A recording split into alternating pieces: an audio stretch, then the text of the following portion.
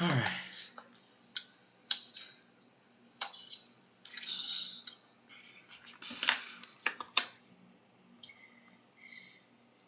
Okay, it says I am live. Okay, perfect. So I'm gonna refresh the Tiltify and see. Perfect, I see you. Alright, cool. Do I have to do anything else with YouTube, or I just kind of like leave it alone? So I'm hoping that this works again, because like Tiltify is so hit and miss, to be honest. But if this worked twice now in a row, touch wood, but I think you'll be okay. So then, like, you're starting in 10 minutes, right? Yeah. Or 20 minutes, whatever it is, yeah. I think you'll be okay. If it's not, I'll keep my phone on me and just text me, and I'll do the thing for you if you need, because I have like access to Lift4life account as well on YouTube. Alright. Okay. Okay, sounds cool. Thanks. No problem. All the best. Bye. Bye. Okay, so let's see.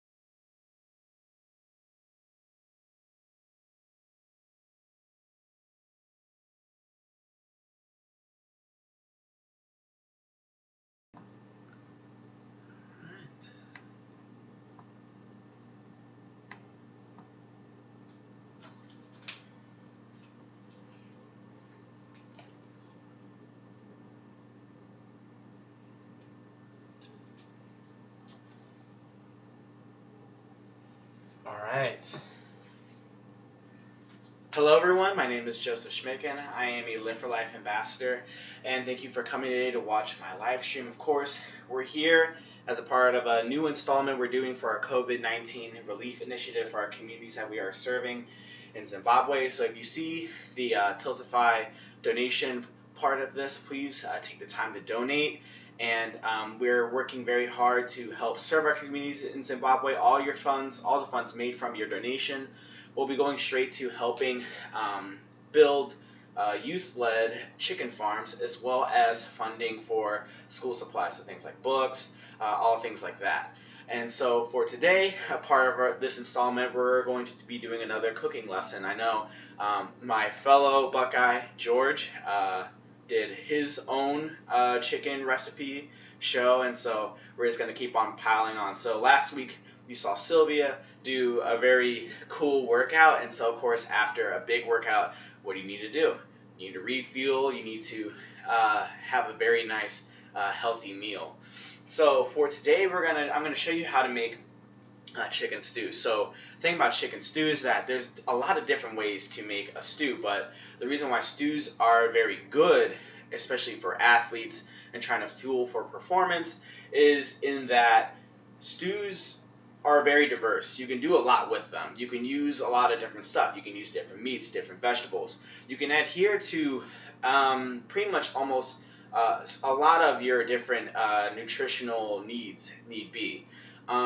Also, it's a good way to, I guess, take in a lot of vegetables, and all the while like balancing it with your protein portions. So if you're in a mood to have maybe more vegetable content, then in your stew you can put in more vegetables and less meat, or you can overload on meat but still know you're getting enough of nutrition from your vegetables.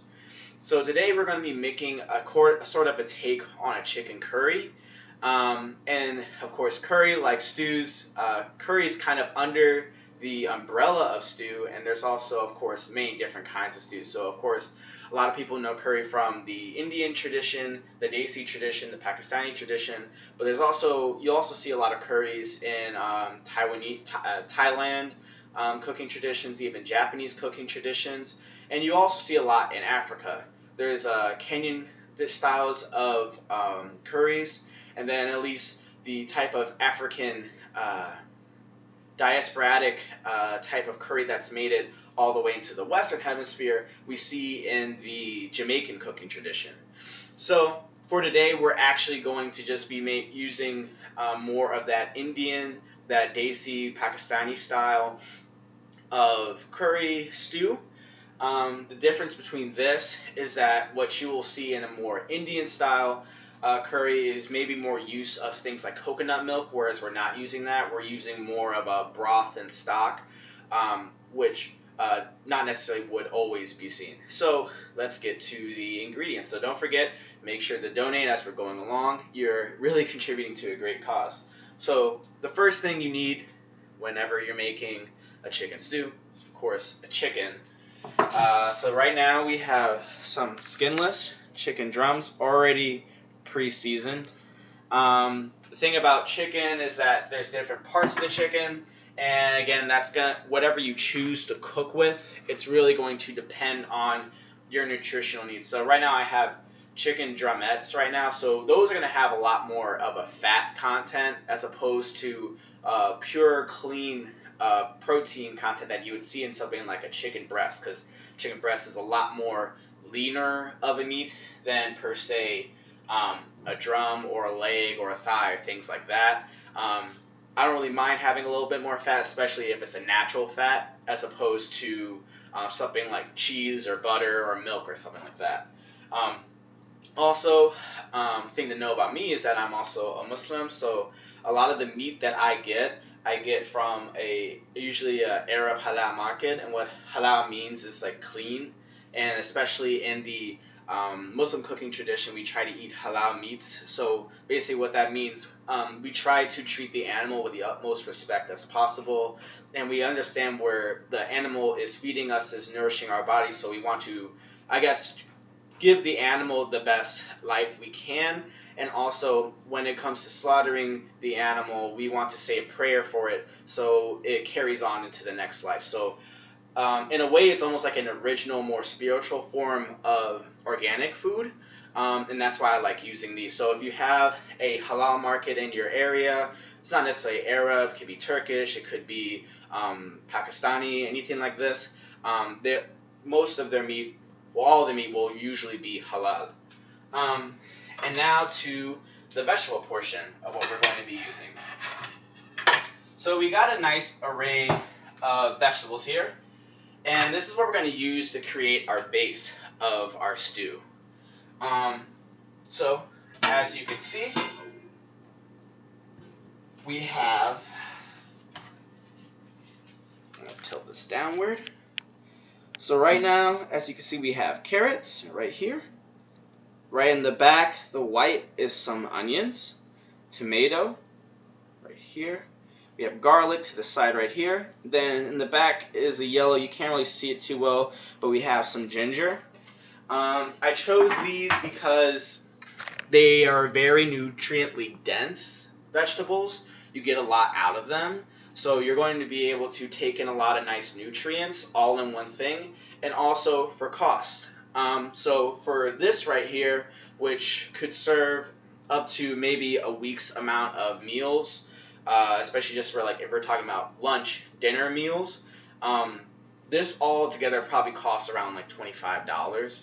So it's also to show that you can get a lot of good nutrients in for a cheap price. And then for our spices, this is where it kind of gets a little bit more tricky. I'm going to utilize a little bit of an array. So what we have here, we have some curry powder, thyme, cinnamon, onion powder. We have Arab 7 spice. You may know like the Chinese 5 spice, but Arab 7 spice is a collection of course, 7 spices.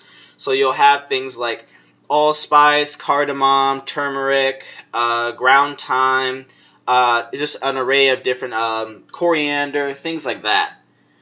We're also going to use a little bit of chipotle chili powder, and then some granulated garlic. And then for the kicker, for the curry part, what we're also going to use is not just the dry curry, but we're also going to use a curry paste. I'll let you know about the company. It's called Desi. It's a really good company if you want to use some good paste. So I also have a garam masala paste as well as a butter chicken paste. And so what that's going to do, it pretty much makes the cooking a lot easier and also gives off a good taste. So I think that only cost me around $3. And basically it gives off a really good taste, and it saves you the time of actually having to make a paste yourself, because making a paste takes a lot of hard work and dedication and time. So of course that helps. So let's get into the cooking part of things. So the first thing we want to do with our ingredients, now we have our mise en place.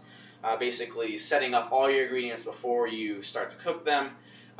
It's time to understand how we actually get into the cooking part of things.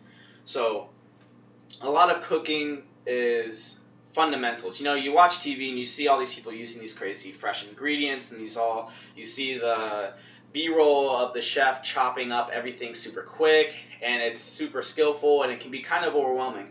But at the end of the day, cooking really just comes to having some creativity and some discipline. And part of that discipline is understanding some basics of cooking, because if you can do the basics really well and you can do the simple things well, you're going to start to learn how to add on more stuff. See, now I started the opposite. I started off trying to do everything fancy, using every spice in the world, using the whole kitchen sink, and not so much of the technique portion of things. So, but as I've gotten older, I've been able to learn how to do that. So the first thing we want to do is create a base and start seasoning our pan. So I have a nice pot right here where we're going to cook the curry in, and we're going to begin by adding the onions, garlic, and the ginger. We want to add those things first because we want to get those things to brown. We don't want to necessarily put everything all at once because things like carrot and tomato, they withhold a lot of water. And so if the pan gets overfilled with water, then that's going to, I guess, hinder the process of browning those other ingredients, the onion, the garlic, and the ginger. So I'm going to start by turning my stove on. I'm going to throw in some olive oil. So turn this towards me. Yeah, want to get a good bit of olive oil in there. Olive oil is a nice unsaturated fat. So I'm going to begin by adding this onion. This is about a half of an onion. And really, when it comes to this part, the measurements part, I try to remember that it's kind of all dependent upon what you like. So personally, when I grew up, I didn't really like onion all that much. But I knew in cooking that it was almost pretty much needed for practically everything and anything. And then eventually what I learned more about the different kinds of onions. So the onions that typically you learn to, I guess, have less of a taste for are things like red onion, Spanish onion, things like that. That has like that very hard stench onion flavor to it. But I learned about sweet onions, things like that. And so with sweet onions, of course, they're sweet, so it's not going to have the harshness of the onion. It's still going to have the nice onion flavor, and it's going to be sweet. So it makes it a little bit more enjoyable for my taste. But if you like more of the harsher onion taste, then go for the red onion. So now that we mix that up in the pan, I'm going to add some salt and pepper just to add to a little bit more flavor. So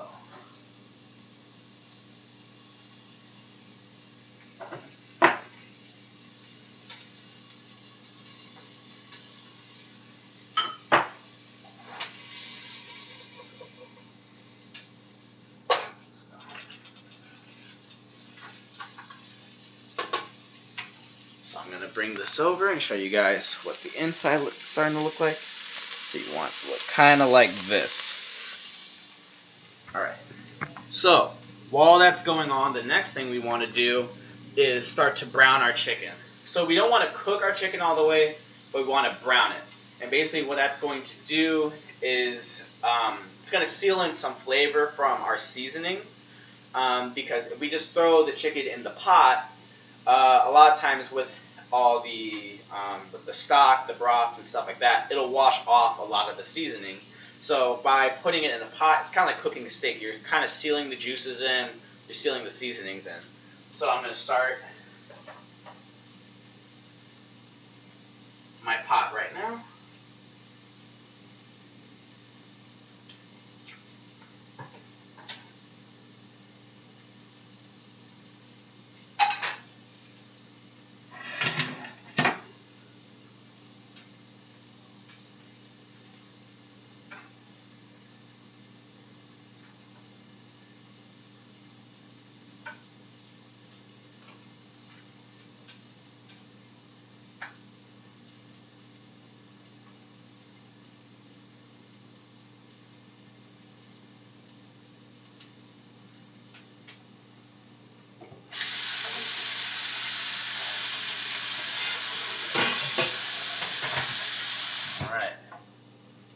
So as that goes on the brown, let me talk a little bit more.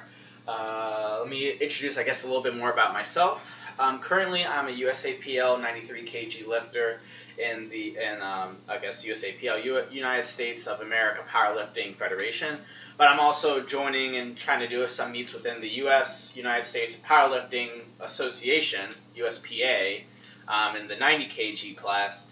And basically, I got into powerlifting, I guess it was around 2017. I was trying to get into more fitness, and then I had heard of powerlifting previously from a friend. He didn't really do a good job of really describing it. I'm not really sure how because it's only 3 lifts, but either way, I kind of had that frame of mind. I kind of knew what it was, but as I was getting the fitness, I wasn't really living that healthy of a lifestyle. You know, it was like my first year as a freshman in college, and of course, you catch that freshman 15, you end up going to the dining hall a lot, you start making some money, then you're like, oh wow, this Wendy's and McDonald's, this is very cheap, I'll buy that. Oh, this pizza, I'll buy some of that. And before you know, I was living not really a healthy lifestyle. And then I wanted to make a change. So I turned to powerlifting because simple, it was 3 lifts, and I figured 3 lifts, that's kind of easy. Not easy, but simple to grasp the concept of. That's what I thought at first, and so that's how I kind of got into it. And then once I started more and more and more, doing more and more and more, I kind of got addicted to the feeling of the improvements, seeing that how much stronger I could get, seeing the improvements to my body. And from that, I started making more edits to my nutrition. And I had always been into cooking really since I was a kid because I love watching different cooking shows and travel, namely travel shows, because I got to learn about how food connects to culture and things like that. And through my interest in fitness and through my interest in food, I was kind of able to mend both into trying to create both tasty food, but also food that is going to be good for me. So right now we have a little bit more browning to the onions. So before we get them all burnt and stuff, which we do not want, I'm going to go ahead and add the carrots and the tomatoes.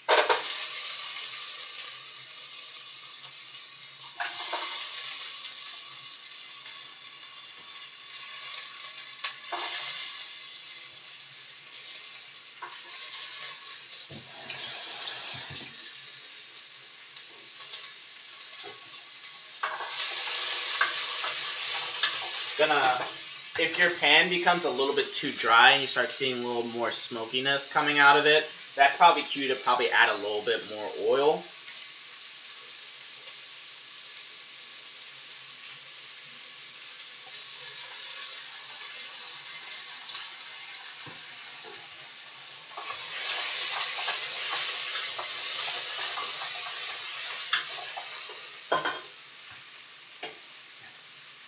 So back to what I was saying. So when I started mending those two worlds of both fitness and nutrition, I started seeing changes to my body, and I started seeing changes to not just how I feel, I guess, physically day to day, but also mentally. Nutrition has a big impact on your emotions, your thoughts. It really plays a role into all parts of life. And in a lot of ways, I feel like the fitness industry tries to, I guess, sometimes praise upon people's insecurities about how they look, and while they're, I guess, selling their nutritional programs, but they don't really tell the whole story about nutrition. Nutrition goes a long way along with exercise, not just for your body and how you look, but really for how you feel, how your day goes along, how you think. If you go into the store, you see some healthy snacks. It would be probably like a mix of nuts. It'll call it like brain food. Because certain nuts are really good for brain function and things like that, especially if you're studying hard. And then don't forget, please, if you're still watching, please continue to donate. I appreciate everything. We're definitely trying to get to our goal with raising funds for the communities we serve in Zimbabwe.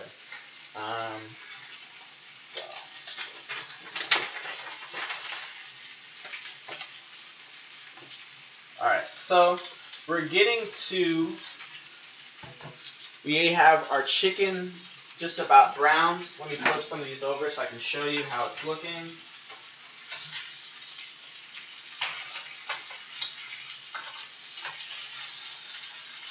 So this is pretty much how this is looking. This is kind of where you want it. You don't want to cook it the entire way. You just really want to get a nice sear on it, per se. So I'm going to add these into the big pot.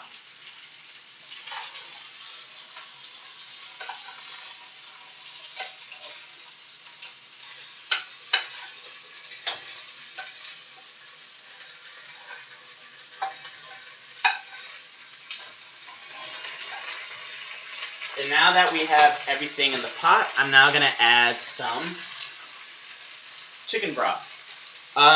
Chicken broth, chicken stock, whatever it is. A lot of them have similar ingredients really per se. Chicken stock because it's kind of like a fancier, has more spices and stuff in it.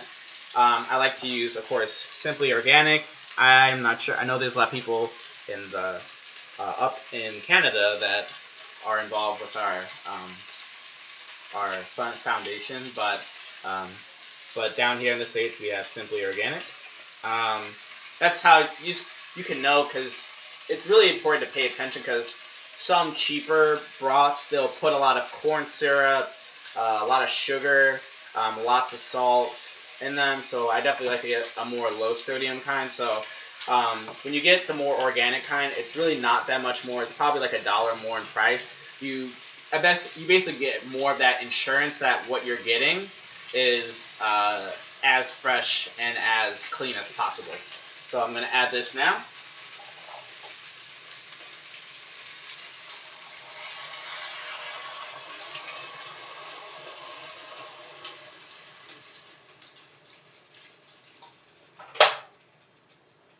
And now what I want to do is add some of the curry paste.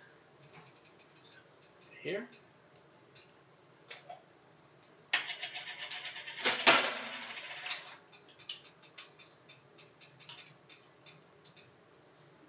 Now about 2 tablespoons is going to equal a serving, and you may see that this might be kind of thick, but it's really only 25 calories, so you're not really risking your macros all that much. It's not that much in carbs at all, so don't worry, it should be fine.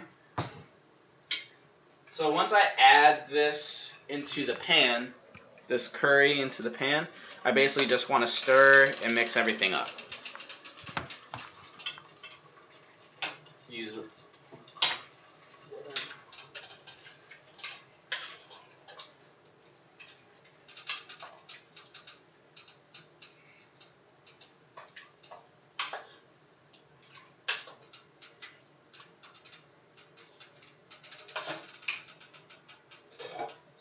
Now I'm going to put a top just to keep the moisture within the pot.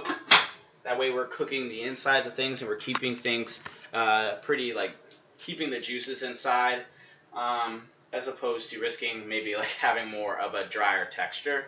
And this pretty much gets to my next point. A little bit more about cooking technique and things like that.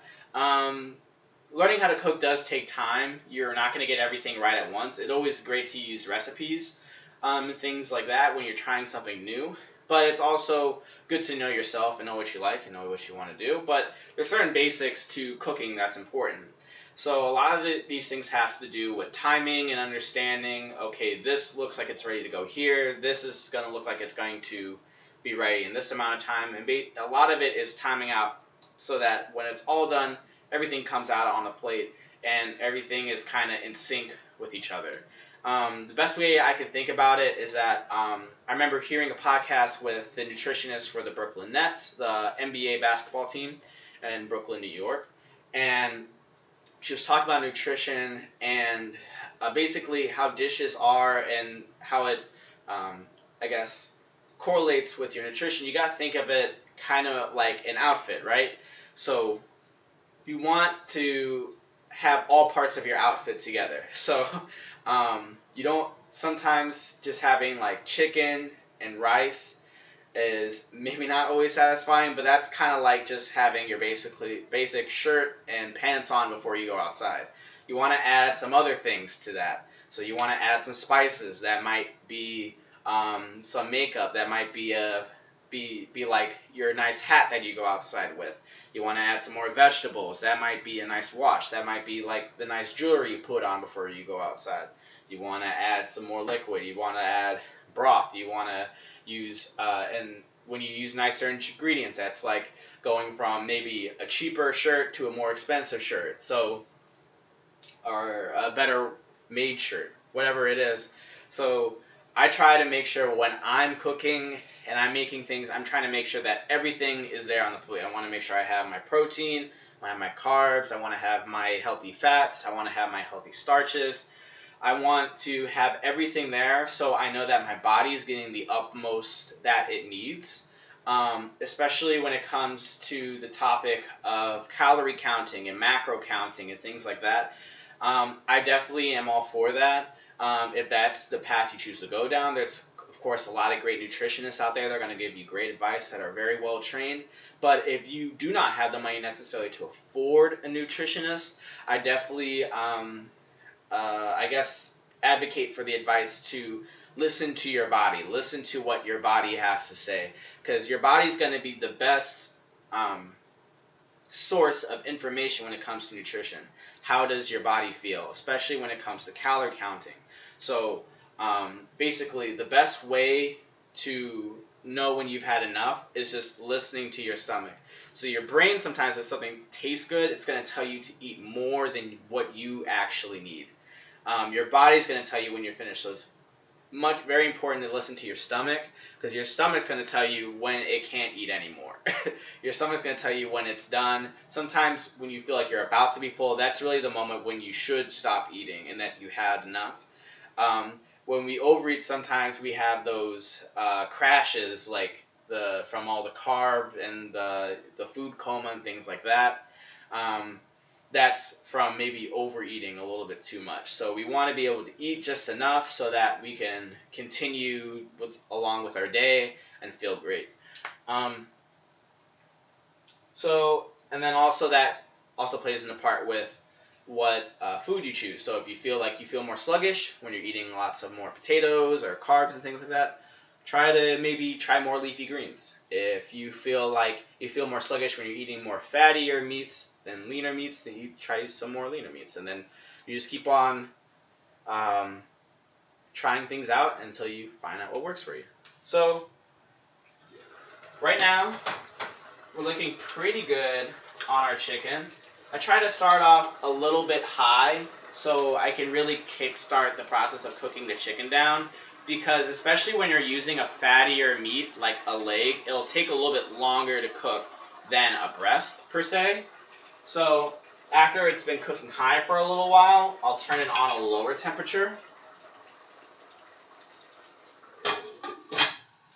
And this is kind of the part where we kind of enter the realm of, okay, what are some things I can do to take my dish from simple, basic, I got those fundamentals down, to kind of like the next level.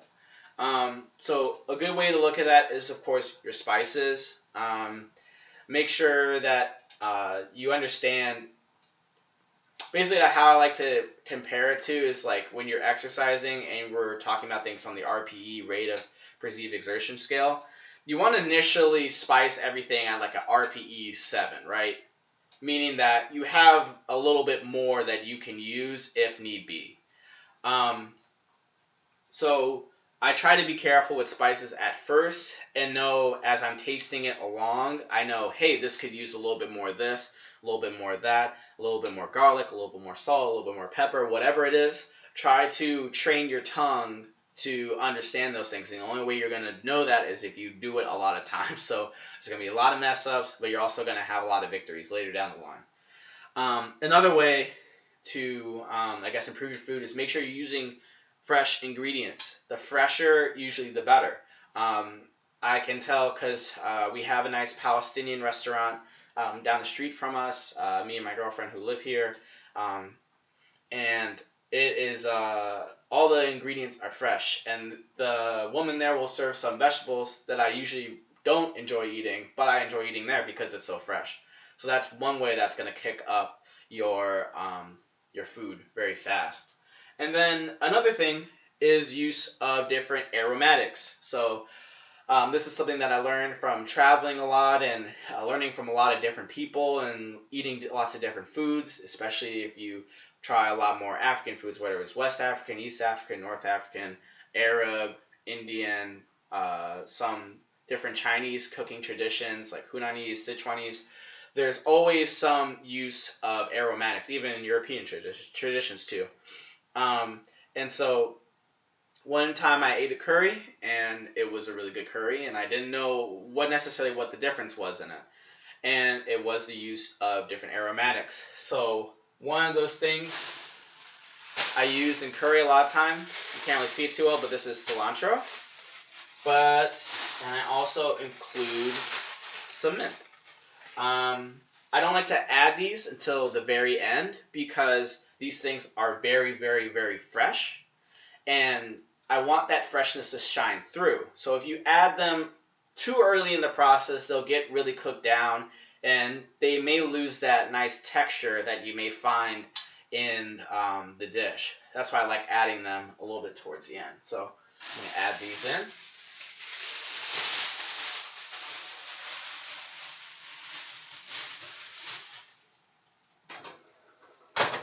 I like to pick the leaves off the stem. It's okay if you leave a stem or two in there. It's not really going to hurt you all that much.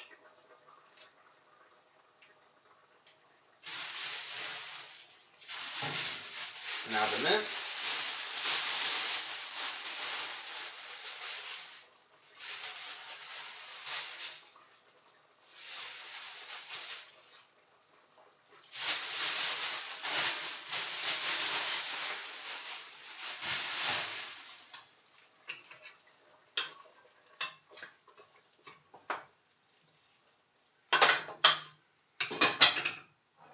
So that's pretty much the whole process when it comes to making this curry. So I'll just do a little review for you.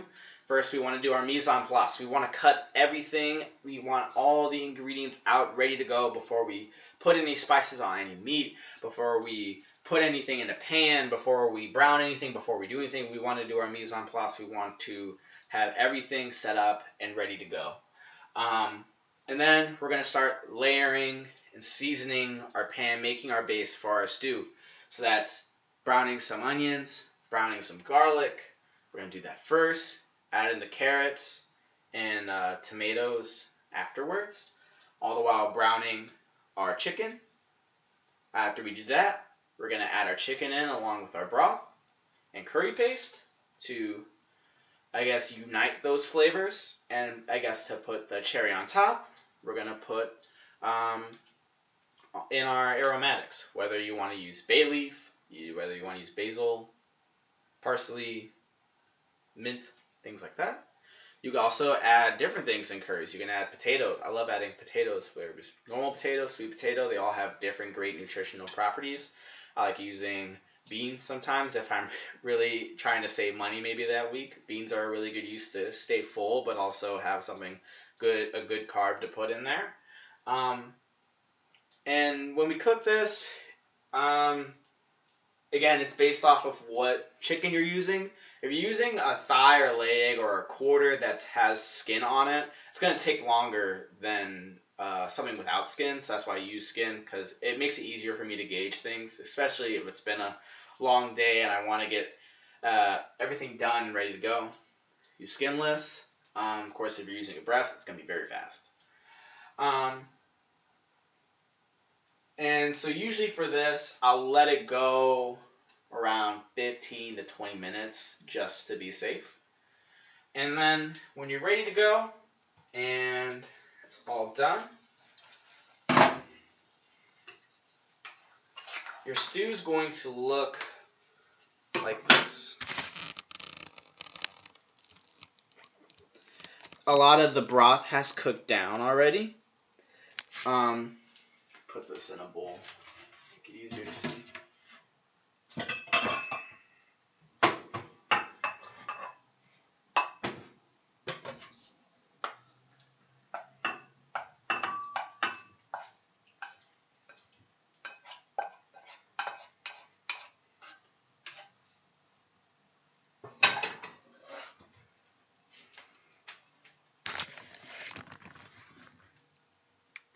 This is what it's going to look like at the end.